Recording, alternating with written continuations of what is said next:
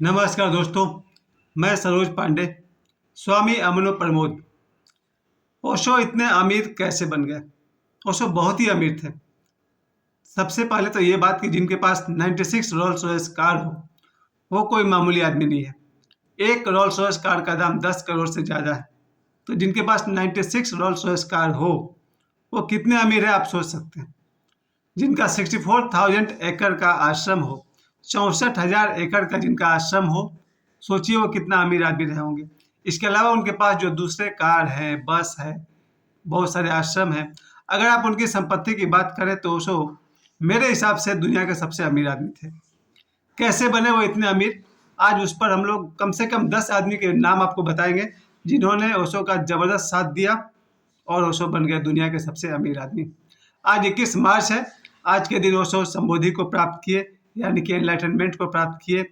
संबोधि क्या है इस पर मैं कल के वीडियो में आपको बहुत हद तक बता चुका हूँ। और आज हम लोग बात करेंगे ओशो इतने अमीर कैसे हुए। पहली बात कि हम सब जानते हैं, कर्म प्रधान विश्व कही रखा। कर्म करने से ही आदमी अमीर बनता है और किसी भी तरीका से नहीं बनता है। खैर, बाकी जिनको लगता है कोई भाग्य से बनता है, कोई चालबाजी से बनता है, कोई गलत काम से बनता है, सबके पीछे कर्म ही खड़ा है। तो चलिए मैं आपको आज शुरू करता हूँ कौन से वो 10 आदमी उनके जीवन में थे, कौन से 10 लोग थे जिन्होंने उनको करोड़पति अरबपति सब कुछ बना दिया।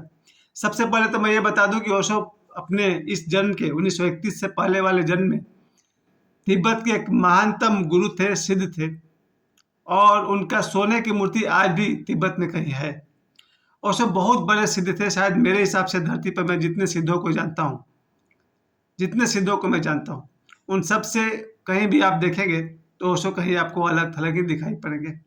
ओशो महानतम सिद्ध थे, एनलाइटन थे, और बियॉन्ड एनलाइटनमेंट वाली स्थिति को ही पा चुके थे। अब आप पहली बात मैं कहूँगा, उनका जन्म जिन माता पिता के पास हुआ है वो साधारण थे, यहाँ तक कि आज ओशो कह रहे थे कि गरीब भी थे।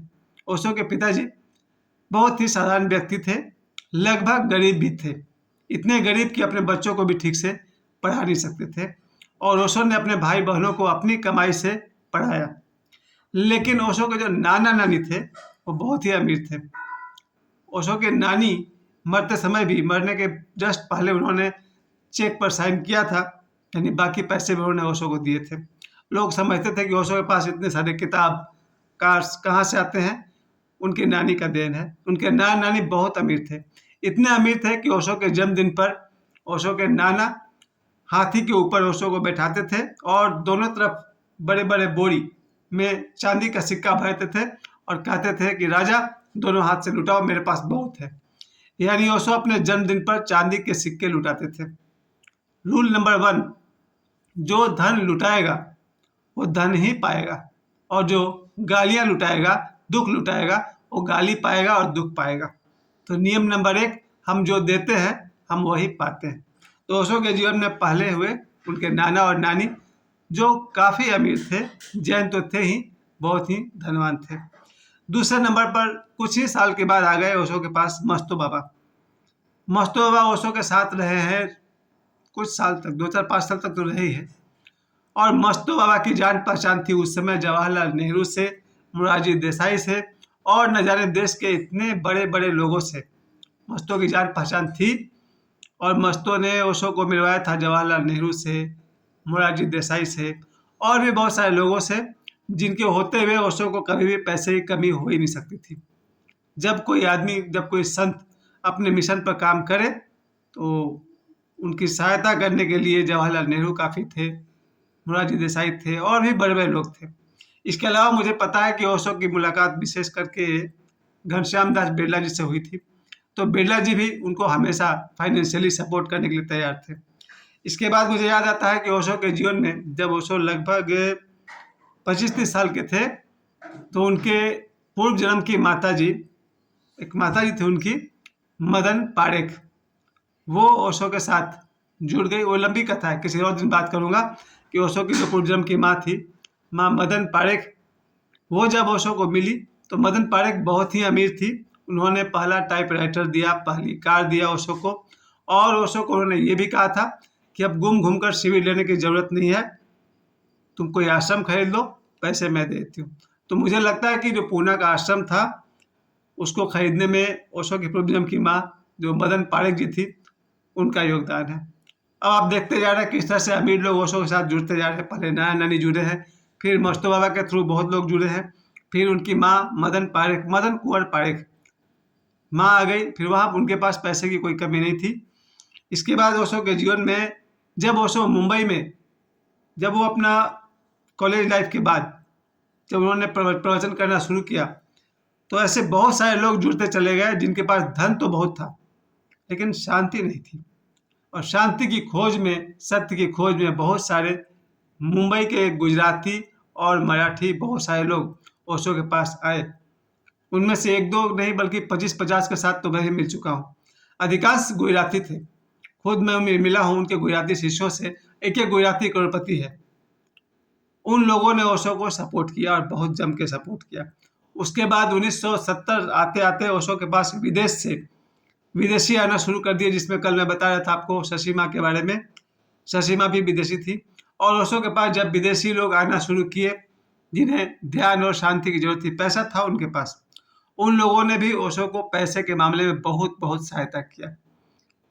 उनमें से विदेशी लोगों में ओशो के जो करीबी लोगों में से, जान पहचान लोगों में से माइकल जैक्सन थे, मार्लन ब्रांडो थे और न जाने कितने हॉलीवुड के, और गुरजेफ की भतीजी फिल्म स्टार अशोक कुमार के, यानी देखा जाए तो दुनिया के नामी गिरामी लोग ओशो के साथ जुड़ गए थे। अब उन्हें पैसे की कोई कमी थी नहीं। लेकिन अब आप फिर से देखिए ओशो का अपना क्या था। जो व्यक्ति 700 साल पहले लगभग एनलाइटन हो चुके थे, उनकी पूरी साधना लेकर के वो इस जन्म में वो आए 1931 में। और जो व्यक्ति जन्म लेते ही 3 दिन का उपवास करता हो, जो व्यक्ति अपने माता के गर्भ के स्थिति को भी याद रखता हो, आप समझ सकते हो ओशो कितने बड़े ध्यानी रहे होंगे। और ओशो ने बचपन से ही 5 वर्ष की उम्र से या उससे पहले से ही ध्यान लगाना शुरू कर दिया। अपने कमरे में घंटों बैठकर ध्यान करते थे, नदी के किनारे ध्यान करते थे, मंदिर में ध्यान करते थे। जो व्यक्ति ध्यान करता हो उनका उनकी शक्ति का आप अनुमान लगा सकते हैं, क्योंकि ऐसा कभी हो ही नहीं सकता है कि ध्यानी व्यक्ति और ईश्वर दो अलग अलग शक्ति में बढ़ जाए। अस्तित्व की सारी शक्तियां ओशो के साथ होती चली गई, क्योंकि ओशो ध्यान में शून्य हो चुके थे। ओशो के साथ अस्तित्व, प्रकृति, ईश्वर सब कुछ उनके साथ था। और कर्म की बात करें, आप कभी जीवन में 1-2 घंटा ध्यान में बैठ कर देखिए, आपको पता चल जाएगा। शायद सब कुछ आसान है, पढ़ना, पढ़ाना, दुकान खोलना, दौड़ना, मजदूरी करना, लेकिन 1 घंटा बैठ करके आंख मूंद कर ध्यान करना इतना आसान नहीं है। ओशो ने वो काम जन्मों जन्मों तक किया। ओशो कहते हैं कई जन्मों तक उनका एक ही उद्देश्य था, एनलाइटनमेंट, संबोधि।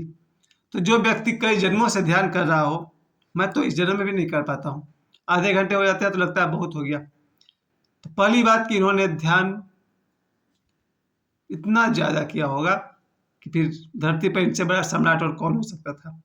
उसके बाद जिस आदमी ने 1.5 लाख किताबों को पढ़ा हो, आपको अगर 50 किताब पढ़ना पड़ जाए तो लगता है कितनी बड़ी बात हो गई।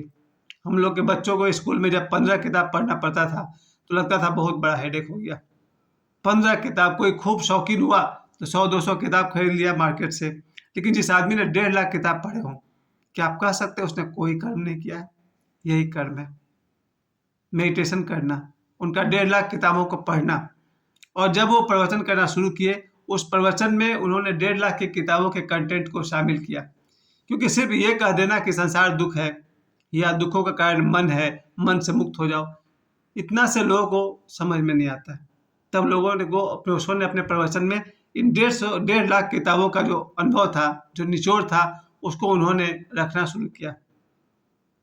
ओशो से एक बार पूछा भी गया था कि आप अपने प्रवचन में इन किताबों का पढ़ने का क्या योगदान है।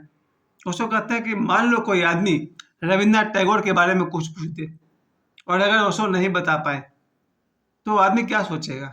यही ना कि जिस आदमी को टैगोर के बारे में पता नहीं है वो मोक्ष की क्या बात करेगा। यानी कि आदमी को विश्वास आ जाए, इसके लिए ओशो ने 1.5 लाख किताबों को पढ़ा। अगर आप ओशो से कुछ भौतिकी पूछेंगे, फिजिक्स पूछेंगे और वो फिजिक्स पर नहीं बता पाए तो आप क्या कहेंगे? जिस आदमी को फिजिक्स नहीं पता है वो मोक्ष की क्या बात करेगा। आज ही ओशो बता रहे थे कि आपने आसमान से गिरते हुए तारों को देखा होगा, टूटते हुए तारे देखे होंगे। ओशो कहते हैं वो टूटता हुआ तारा नहीं है, एक भी तारा अगर टूट जाए तो आदमी समाप्त हो जाएगा।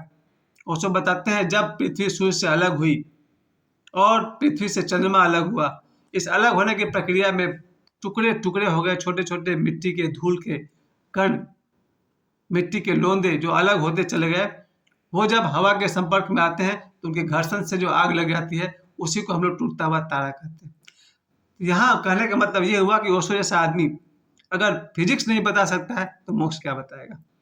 इस तरह से मैं आपसे कह सकता हूँ कि ओशो ने रात दिन एक करके उन्होंने जो सैकड़ों शिविर लिए, उन कर्मों का फल है कि जब ओशो 58 ईयर्स के हो गए, उनके पास सब कुछ था। 96 रोल्स रॉयस था, 64,000 एकड़ का आश्रम था, न जाने कितनी बसें थी, कितने आश्रम थे, कितने कार्स थे। आज हमने बात की कि मेरे हिसाब से ओशो सबसे अमीर आदमी थे, और अभी भी कहना चाहता हूँ अमीर तो एक ही है, जो जाग गया। जो सोया है वो गरीब है, और जो जाग गया वही बुद्ध है, वही अमीर है। आज ओशो के स्मृति दिवस पर आप सभी को बहुत सारी शुभकामनाएं। ईश्वर करे हम सब जाग जाएं, क्योंकि जो जाग गया वही बुद्ध है, और जागना ही बुद्धत्व है।